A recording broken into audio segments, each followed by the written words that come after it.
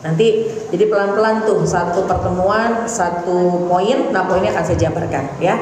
Insya Allah hari ini akan saya jabarkan poin yang pertama. Insya Allah di bulan berikutnya akan dilanjutkan. Tinggal buka kitabnya ya, Insya Allah. Baik jamaah sekalian, sebelumnya mari sama-sama kita baca Ummul Quran Suratul Fatihah. Kita minta kepada Allah, kita hadiahkan khusus untuk guru kita almarhumah Ibunda Ustazah Haji Hayuni. Mudah-mudahan majlis yang beliau bina, majlis yang beliau bentuk dilanjutkan sekarang oleh Ustazah Aina Islah putrinya, diberikan keberkahan majlisnya, dan almarhumah Allah jadikan kuburnya taman surga. Para guru-guru, para orang tua yang masih ada biar pada sehat, khusus guru kita almarhumah Ibunda Ustazah Dr. Haji Siti Sallallahu Alaihi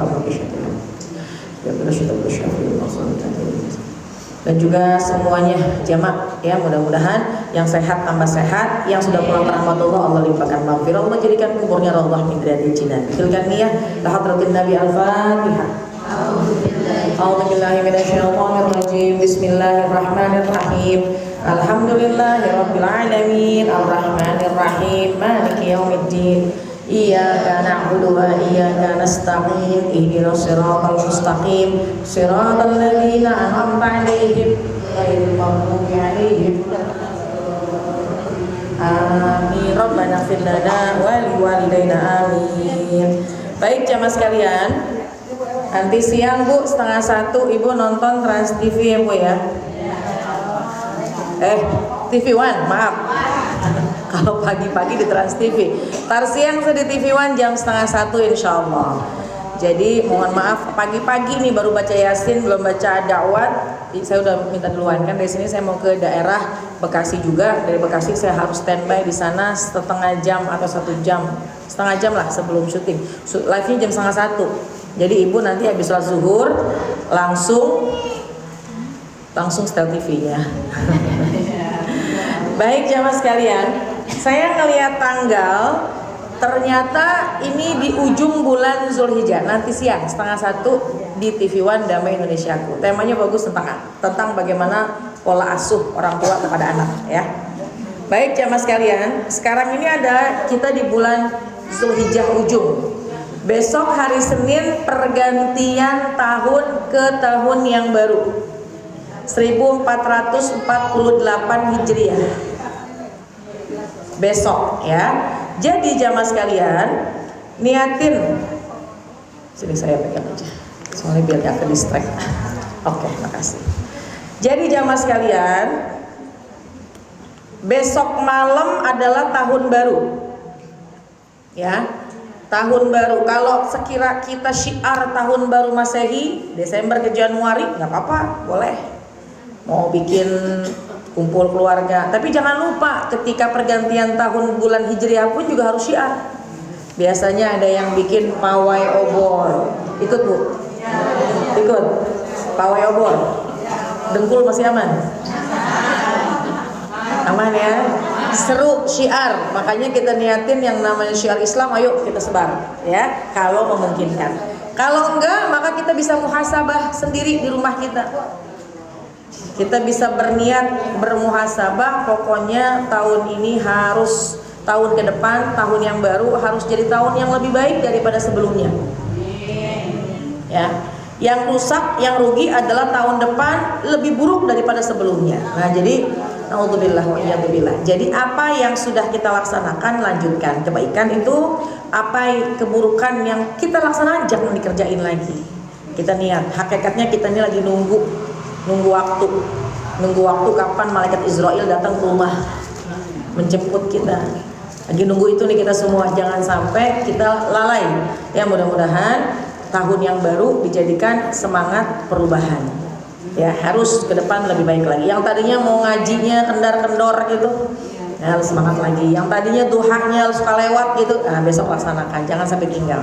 Ya, baik jamaah sekalian, ada beberapa poin yang harus kita laksanakan. Ya, amalan-amalan memuliakan tahun baru. Yang pertama, abis asar besok hari Senin baca doa akhir tahun.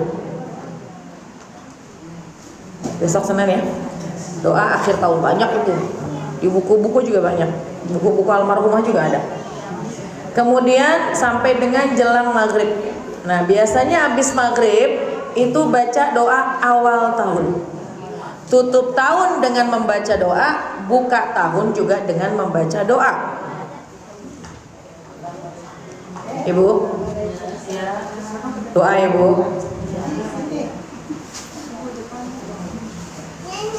Kemudian yang berikutnya, baca ayat kursi. Ayat kursi berapa kali? 365 kali. Kenapa harus baca sampai 365 kali? Tidak harus dalam satu waktu. Ibu cicil aja, pokoknya tanggal 1 Muharram baca itu. Ya. Sebanyak 365 kali, karena 365 angka sebilangan 1 tahun. Setahun 365 hari. Ya. Jadi yang kita lakukan yang kedua, baca ayat kursi. Ayat kursi a'zamul ayat fil Quran. Ayat kursi adalah a'zamul ayat, ayat yang paling mulia di dalam Al-Quran. Ayat kursi. Makanya kita sering baca, dan saya yakin pada hafal semua. Kalau rumah kosong kita bacain ayat kursi. Kalau hati lagi gelisah kita baca ayat kursi. Kalau ada jin baca ayat kursi. Kadang-kadang ada yang nawarin belanja, ayat kursi. Allahu la ilaha illallah. Pergi sana, pergi gitu ya. Jadi ayat kursi pasti udah pada hafal. Ini zikiran. Gimana Ustazah kalau yang lagi haid? Gak apa-apa, baca aja karena nanti zikir. Meskipun itu salah satu ayat dalam Al-Quran ya. Baca 365 kali selama 1 hari di awal tahun atau tanggal 1 bulan Muharram, insya Allah. Kemudian apalagi jamaah sekalian? Yang berikutnya adalah kita niat dan azam. Niat itu pelaksanaan, azam itu cita-cita. Artinya laksanakan, buktikan kebaikan-kebaikan yang sudah kita rencanakan. Duha harus nih paksain, tahajud harus nih kerjain, Quran kalau nggak sekarang mau kapan lagi. Ya, jadi amalan-amalan yang terkait dengan ibadah ubudiyah kita, hablum minallah maupun hablum minannas. Apa hablum minannas? Tolong menolong. Di antara yang harus kita lakukan yang berikutnya adalah sedekah. Pertama, baca doa akhir tahun dan awal tahun. Kedua, baca ayat kursi 365 kali. Yang ketiga, niat dan berazam. Niat itu pelaksanaannya, azam itu sebuah angan-angan, sebuah cita-cita. Harus besar cita-cita kita, tapi harus diiringi dengan pelaksanaan. Ya, jadi niat apa yang belum kita laksanakan, kita laksanakan. Kamu mau nunda sampai kapan lagi? Ini momentum awal tahun. Gitu ya, amalan-amalan hablum minallah. Yang ketiga, yang keempat hablum minannas. Apa yang hablum minallah? Tadi amalan sunnah. Apa hablum minallah? Terkait dengan baca Quran. Apa hablum minallah? Terkait dengan hubungan kita, pendekatan kita kepada Allah. Harus ada nambah dekatnya sama Allah. Mana yang nomor 4? Yaitu hablum minannas, yaitu tentang sedekah. Jamaah sekalian, ya, sedekah ini adalah sesuatu amalan yang istimewa. Nah, saya catat dulu poin-poinnya. Tadi yang keempat apa tadi? Sedekah. Yang kelima, jangan lupa puasa sunnah. Harusnya puasa nomor 1 tadi ya, di awal, nggak apa-apa. Saya ulang, yang pertama baca doa akhir tahun dan awal tahun. Kedua, baca ayat kursi. Ketiga, niat kepada Allah, niat berazam melaksanakan sunnah-sunnah yang terlewati. Kemudian yang keempat terkait dengan hablum minannas, yaitu sedekah. Yang kelima, perbanyak puasa sunnah. Ya, baik jamaah sekalian, kalau ngomongin tentang poin pertama doa, ya, karena di doa itu ketika akhir tahun kita minta perlindungan sama Allah agar yang berlalu, kebaikan yang berlalu bisa kita pertahankan untuk kita laksanakan. Dan kita minta kepada Allah di doa awal tahun, tadi akhir tahun, doa awal tahun kita minta dibuka tahun yang baik, tahun yang baru, semangat yang baru, yang mudah-mudahan senantiasa diberikan kebaikan-kebaikan di masa mendatang. Ya, sini boleh geser.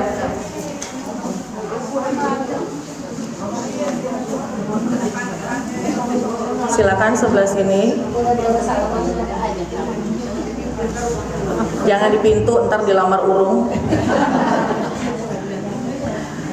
Baik, lanjut. Yang kedua, tadi baca ayat kursi. Ya, jamaah sekalian, baca ayat kursi 365 kali. Kalau bisa juga amalkan setiap habis sholat fardu baca ayat kursi. Ayat yang paling mulia. Karena seseorang yang membaca ayat kursi selepas sholat fardu, maka Allah akan siapkan surga untuknya. Ya, ayat kursi. Yang ketiga, niat dan azam tadi ya. Pokoknya harus kita paksain dengan cara laksanakan. Bagaimana kita bisa mau melaksanakan satu amalan kalau cuma niat tapi nggak ada pergerakan. Amalan yang baik adalah niat yang dilaksanakan. Niat pengen duha, tapi niat mulu, niatnya sudah bagus. Tapi kalau nggak ada pelaksanaan, cuma satu pahalanya. Tapi begitu niat pengen sholat duha, pengen ibadah, niatnya udah bagus satu kali, dan ketika dilaksanakan maka bi asyri amsalihha, dikali 10 kebaikannya. Jadi supaya berlipat-lipat ganda, niatnya harus dilaksanakan ya, insya Allah. Itu terkait dengan hablum minallah. Hablum minallah ini yang amal-amal sunnah. Dan kemudian yang keempat, hablum minannas, sedekah. Jamaah sekalian, sedekah jangan salah. Ketika kita sudah ingin memuliakan bulan Muharram, sedekahnya jangan salah. Sedekah yang paling utama, yang pertama adalah kepada keluarga. Jangan kita ngasih sama orang, sama teman, tapi keluarga masih kesusahan. Ya, siapa? Keluarga dekat. Adik, kakak, ya. Kita punya lingkungan yang sedang membutuhkan, lingkungan keluarga yang sangat membutuhkan itu dulu. Dan dianjurkan Bu, nanti di tanggal 10 bulan Muharram diutamakan kita memberikan kelapangan, keluasan kepada keluarga. Tanggal 10. Kalau saya lihat tanggal 10 itu hari Kamis. Kalau dihitung dari Selasa, Rabu, Kamis, Jumat, Sabtu, Minggu, Senin, Selasa, Rabu, Kamis. Nanti hitung tuh 10 di hari Asyura. Itu niatin kita memberikan keluasan kepada keluarga. Man wassa'a ala iyalih. Kata Nabi, siapa yang meluaskan belanja keluarganya, Allah akan luaskan rezekinya setahun yang akan datang. Ibu centang tanggal 10 bulan Muharram. Bagaimana cara meluaskan belanja, meluaskan rezeki keluarga? Nih, yang pertama, bilangin sama suami, ayah, tanggal 10 bulan Muharram, 10 hari Asyura, ayah tambahin uang belanja saya. Rekam. Hah? Suami udah nggak nyari duit, berarti duit kita insya Allah yang banyak dan berkah rezekinya. Bu, nih seorang istri, kalau ada seorang istri dia bekerja, suaminya nggak kerja, atau suaminya kerja tapi nggak cukup, istri nambahin, istri keluarin buat menyempurnakan, menambahin kebutuhan keluarga. Nih perhatiin, istri tersebut yang mengeluarkan uang, mengeluarkan harta, mencukupi kebutuhan keluarga yang bukan itu kewajibannya, maka Allah nggak akan pernah susahkan hidup dia. Amin. Nggak akan pernah. Kenapa? Karena dia sedekah tiap hari. Mana kosomalun min sedekah, nggak akan habis harta yang disedekahkan. Baliasdat, nambah mulu. Jadi makanya kalau ibu nih kayaknya urusan sayur mayur, urusan ayam, ya bukan kewajiban kita kan, kewajiban suami, tapi kita keluarin duit setiap hari sesuai kemampuan. Tuh duit yang kita keluarin pribadi kita itu sedekah. Akan diganti sama Allah dengan yang berlipat ganda. Coba aja rasain, seorang istri yang royal sama keluarganya, yang suka membantu keluarganya, dia nggak akan pernah susah. Allah akan kirimkan rezeki dari mana aja caranya. Ya, apa begitu dia mau, ya Allah pengen gitu punya kerudung model baru, ntar besok-besok ada tuh, ada duitnya. Masya Allah. Jadi semangat wahai pejuang-pejuang. Ini istri solehah semua.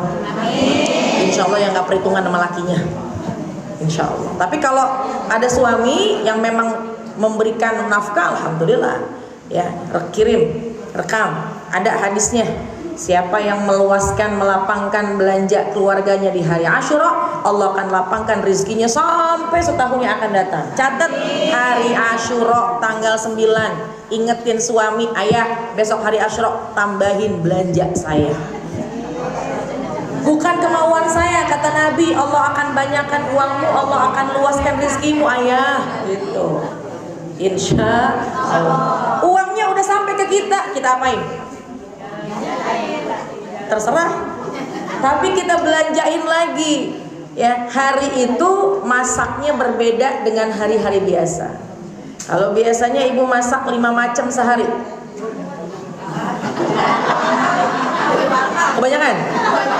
Tunggu dulu, 5 macamnya. Ayam goreng, lalapan timun, terong goreng, tempe goreng, sambel, sayur lagi 6 berarti kan? Besok tambahin. Oh ada ayam goreng, tambahin beli ikan.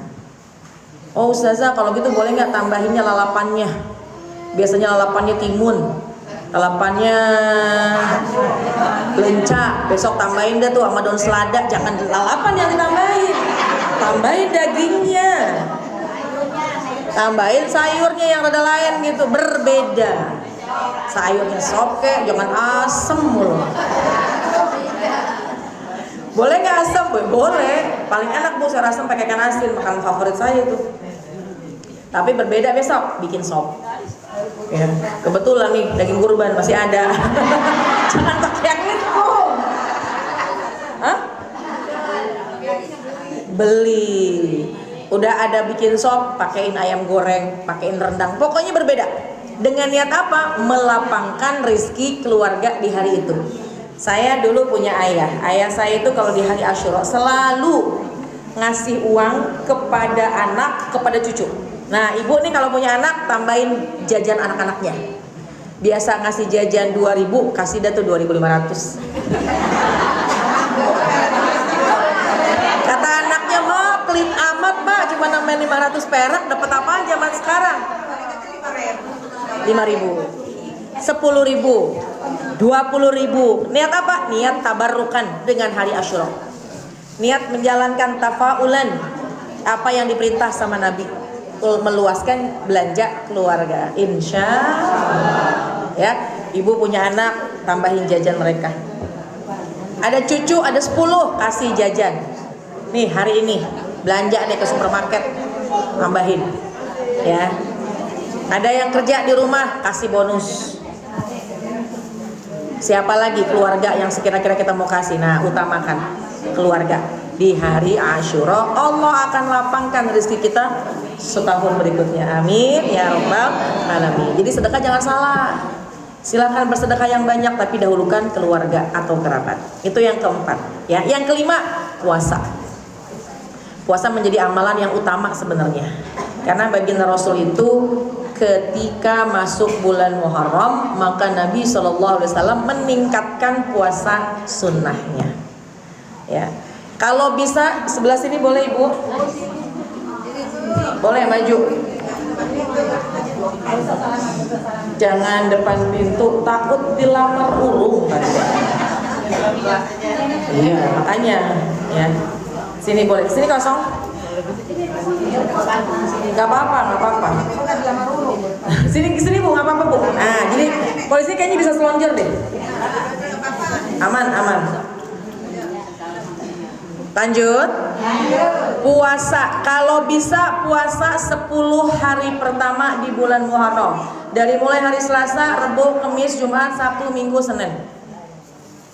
Kalau bisa 10 hari. Terus Senin, Selasa, Rabu, sampai Kamis lagi. Senin, Selasa, Rabu, Kamis, Jumat, Sabtu, Minggu, Senin, Selasa, Rabu, Kamis, 10 hari pertama. Kalau nggak bisa 10 hari pertama, paling nggak puasa hari Tasu'a dan hari Asyura. Tasu'a diambil dari bahasa Arab tis'a, 9, angka 9. Artinya tanggal 9 bulan Muharram. 9. Dan tanggal 10 hari Asyura. Cakep puasa tanggal 9 dan tanggal 10. Hari Tasu'a, hari Asyura, 9 Muharram, 10 Muharram. Kalau nggak bisa 9 dan 10, paling nggak puasalah di hari Asyuranya. Tanggal 10-nya. Dihapuskan dosa setahun yang lalu. Tapi Nabi menganjurkan kita, sunnah sangat dianjurkan, sunnahnya sunnah yang qauliyah, sunnah yang diucap sama Nabi. Kalau saja tahun depan umurku masih ada, maka aku akan sandingkan puasa Asyura dengan satu hari sebelumnya, yaitu hari Tasu'a. Nabi nggak ngerjakan, Nabi tidak mengerjakan karena Nabi meninggal dunia.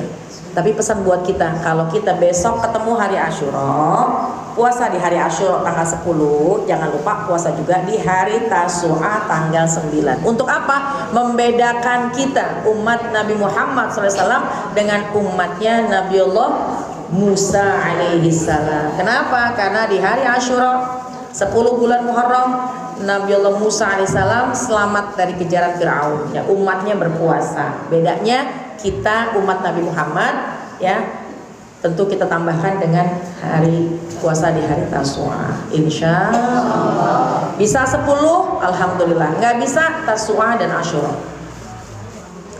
Tasu'a nggak bisa, Asyura aja. Asyura nggak bisa juga,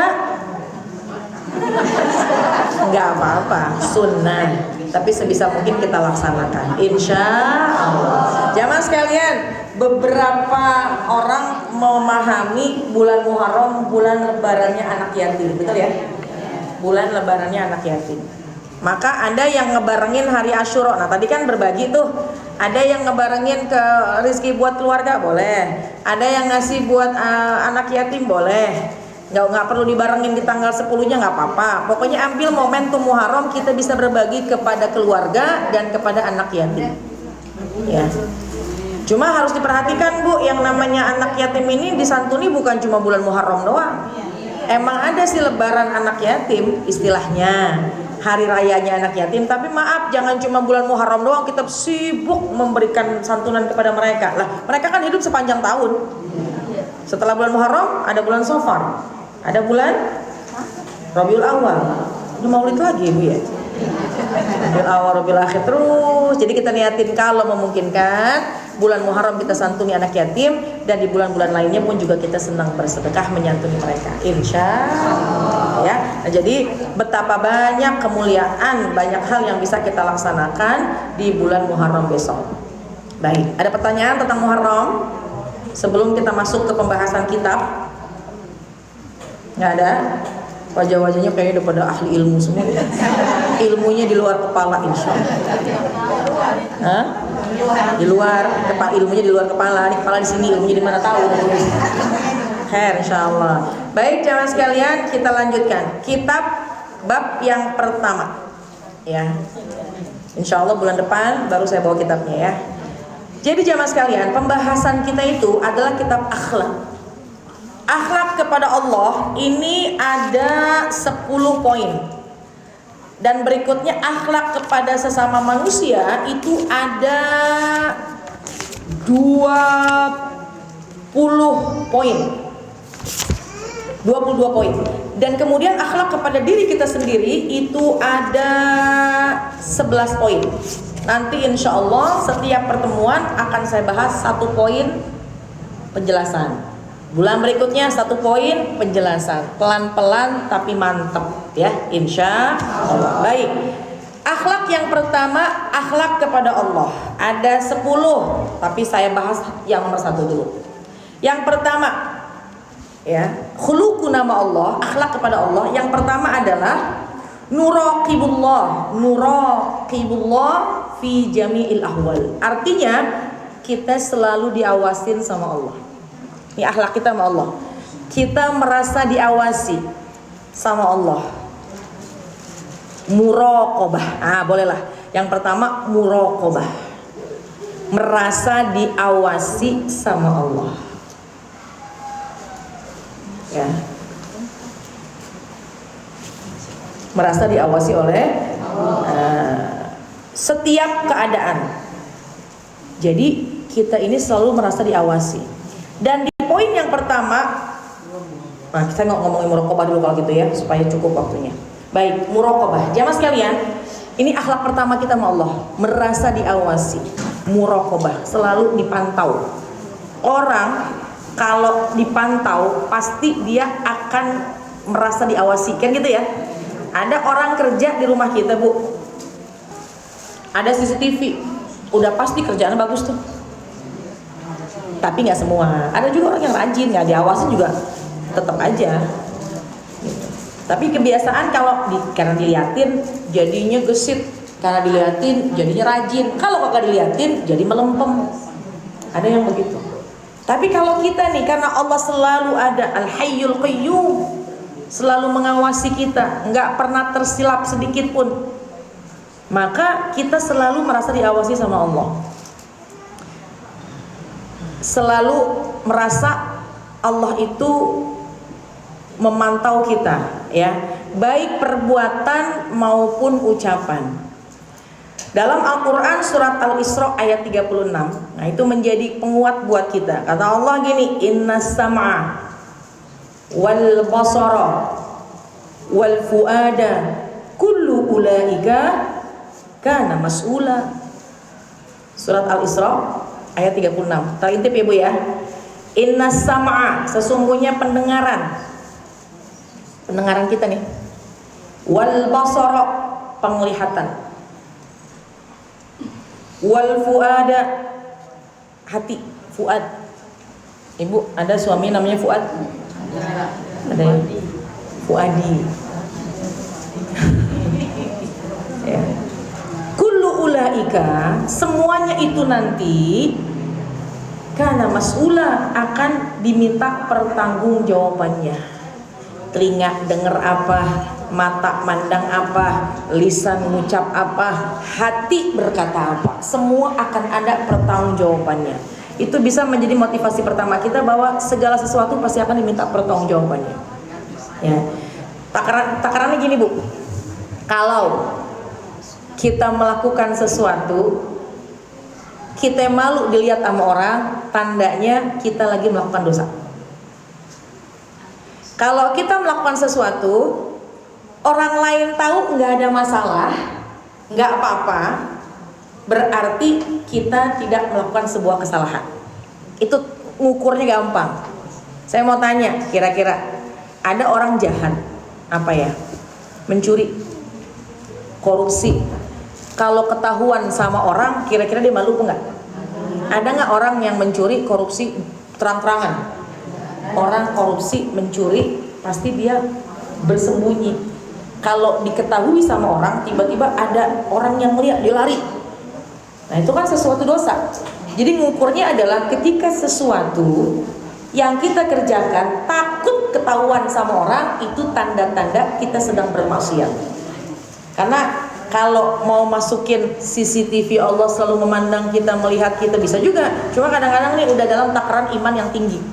Tapi biar gampang gitu, apa yang kita laksanakan orang tahu dan itu nggak ada masalah, berarti kita nggak salah. Ibu lagi masak, ketahuan sama tetangga, kok lagi masak kok? Iya. Takut nggak kita ketahuan? Nggak ada masalah, pekerjaan mubah. Lagi ngaji, mau kemana tuh dia tuh?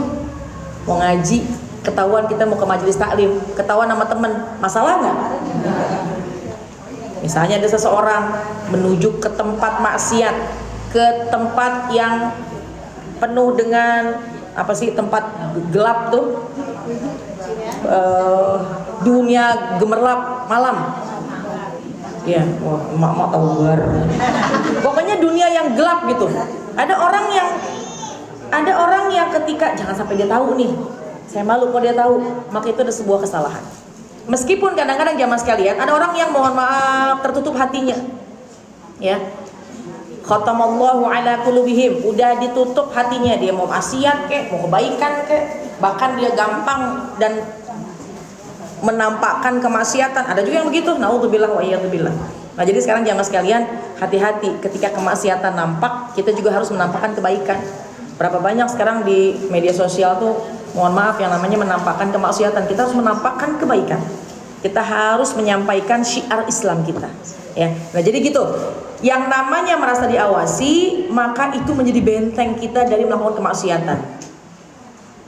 Ma yalfizu min qaulin illa ladaihi raqibun atid. Tidaklah ya seseorang ketika berucap tidak akan luput dari catatan malaikat raqib dan atid. Nah, jadi hakikatnya kita semua ini Bu diawasin sama Allah buat ngukur supaya kita nggak salah, yaitu kalau kita melakukan ini malu nggak?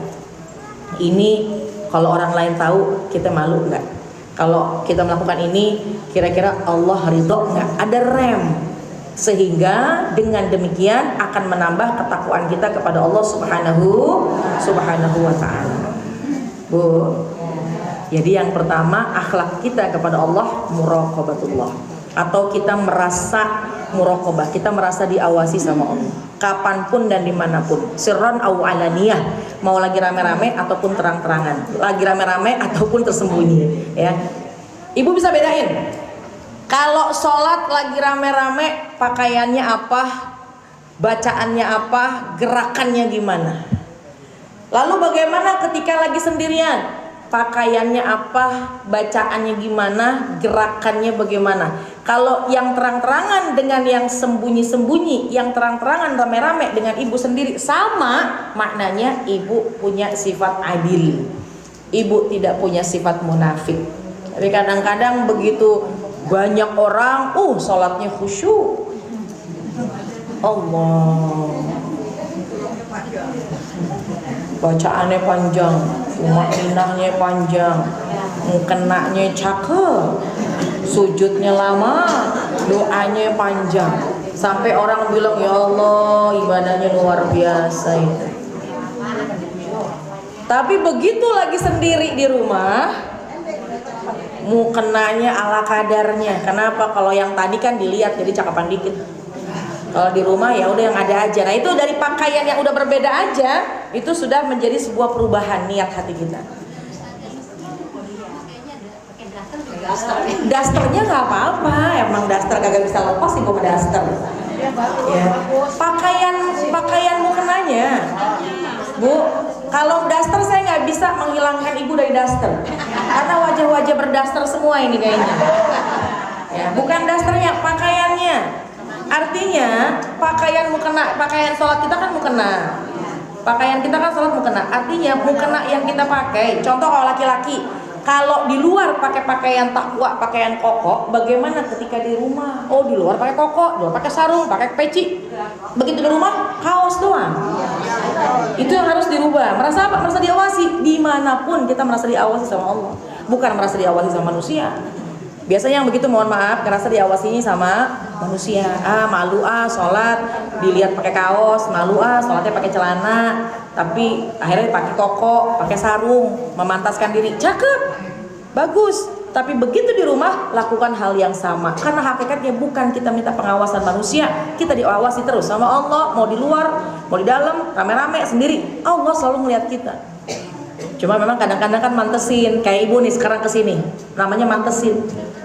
Ibu kesini kenapa pakai baju panjang? Kenapa pakai baju cakep? Kenapa pakai kerudung? Mantesin. Ada nggak yang kesini pakai daster?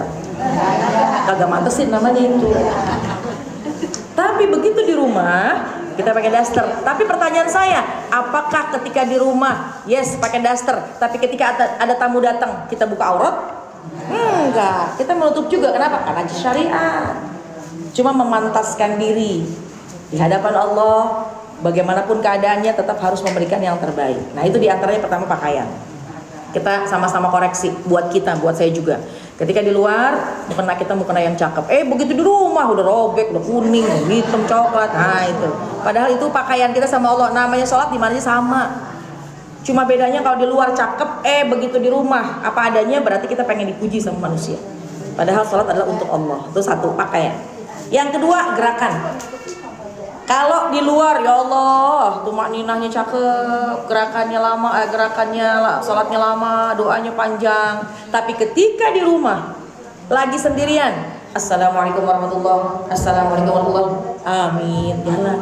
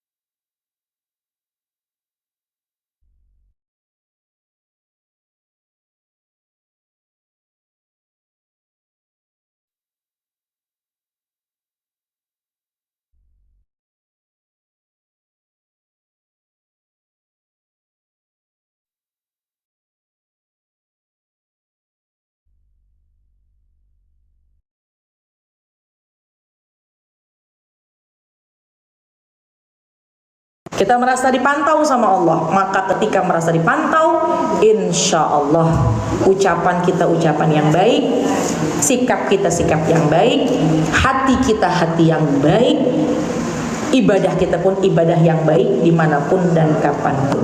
Insya Allah. Nah, jadi jamaah sekalian, itulah sebagai pembuka ya, bahwa terkait akhlak kita harus merasa selalu diawasi sama Allah, sehingga kita pasti akan melakukan yang terbaik, bukan untuk manusia tapi untuk Allah Subhanahu wa ta'ala. Wallahu a'lam bishawab. Ada yang mau tanya? Ini Masya Allah syiar banget hari ini, Bu. Mudah-mudahan tiap bulan Ibu ya. Insya Allah saya sudah. Hah? Bulan kapal ada temadal ropa. Iya. Oh gitu. Iya. Ini Masya Allah mudah-mudahan tambah syiar lagi. Jadi hari ini besok bulan apa?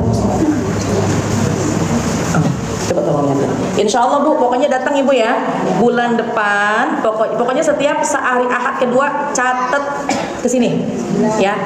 Karena saya itu memang ada bisa. Ya, Insya Allah 12 Juli ya. Ibu catat lagi. Insya Allah Ahad kedua.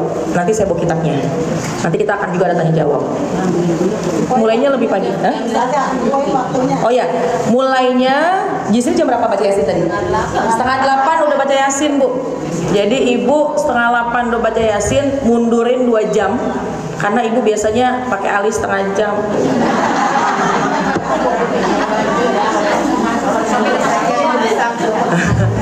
Setengah 8 udah baca Yasin. Ya. Jam 8 saya ngomong. Selesai jam 9. Insya Allah. Supaya jam 9 kelar. Ibu yang mau belanja, yang mau kemana-mana silahkan.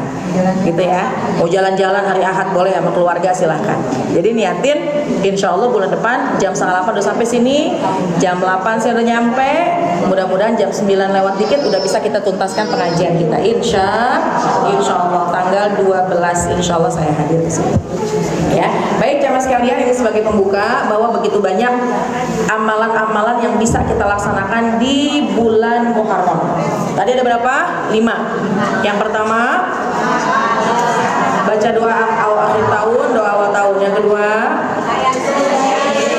ayat kursi 365 kali. Yang ketiga niat dan azam harus dilaksanakan, bukan hanya niat tapi dilaksanakan, bukan hanya bercita-cita tapi harus dilaksanakan. Ya, kagetin. Kalau kata orang Betawi, kagetin tentang kebaikan. Ya, apa dikagetin? Paksain, gerakin, nanti akan jadi kebiasaan. Yang keempat, sodako, terkait dengan hablum minan nas, jangan salah, hablum minan nas atau sedekahnya ini kepada kerabat dan kepada keluarga, kepada anak yatim. Pokoknya berbagi, uang kita jangan kita pelit, jangan kita simpan, tapi kita keluarin. Yang kelima, berpuasa. Insya Allah ya, mudah-mudahan dengan kita mengawali tahun baru, dengan mengawali bulan Muharram dengan penuh kebaikan ibadah, insya Allah kita pun juga akan dimuliakan oleh Allah Subhanahu wa ta'ala. Kemudian terkait dengan akhlak ya, yang pertama sebenarnya poin pertama ada 2 Bu. Pertama terkait dengan muraqabah, yang pertama terkait dengan merasa diawasi sama Allah, dan masih pembahasan nomor 1 yaitu ikhlas. Ikhlas. Ini belum baca adawat. Ya.